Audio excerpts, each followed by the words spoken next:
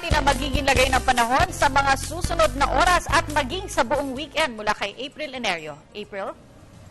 Salamat, Miss Kathy. Sa ating balita, panibagong low pressure area ang binabantayan sa loob ng Philippine Area of Responsibility. Halos 4 ng hapon namata ng low pressure area sa layong 640 km silangan ng Hinatuan, Surigao del Sur. Ayon kay Pag-asa Weather Forecaster Chris Perez, within 24 hours, mababa pa naman ang tsansa nitong maging bagyo. Pero beyond that, continuous monitoring ang ating mga weather forecasters dahil ito'y nasa karagatan at maaari pa nga makakuha ng sapat na lakas para maging bagyo.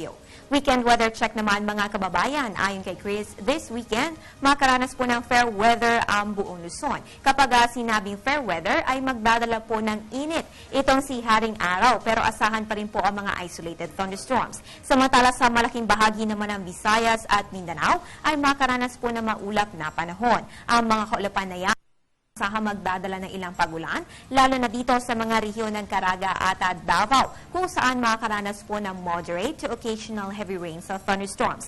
Ang ganitong lagay ng panahon sa mga nabanggit na rehiyon ay dulot po na binabantayang low pressure area.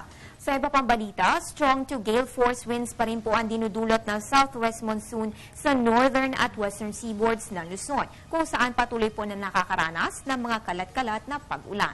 Maalon hanggang sa napakaalon pa rin po ang kondisyon ng karagatan na maaaring umabot ng 5 metro ang taas ng alon. Ang lakas naman ng hangin ay posibleng umabot ng 52 to 68 kilometers per hour o 28 to 36 knots.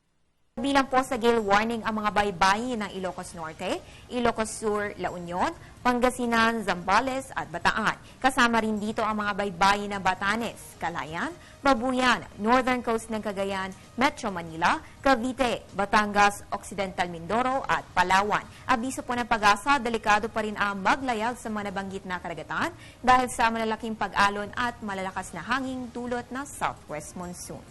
At para naman bukas, Sabado, Agosto 24, sisikat po ang araw alas 5:43 ng umaga at lulubog naman alas 6:13 ng gabi. Kahit Sabado at Linggo, tuloy pa rin po kami sa pag-uulat ng panahon.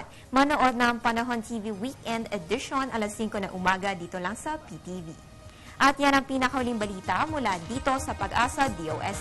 Ako po ang inyong weather girl April Enerio para sa Telebisyon ng Bayan. Balik sa iyo, Miss Kathy, at happy weekend. Maraming salamat at happy weekend din sa iyo, April Enerio.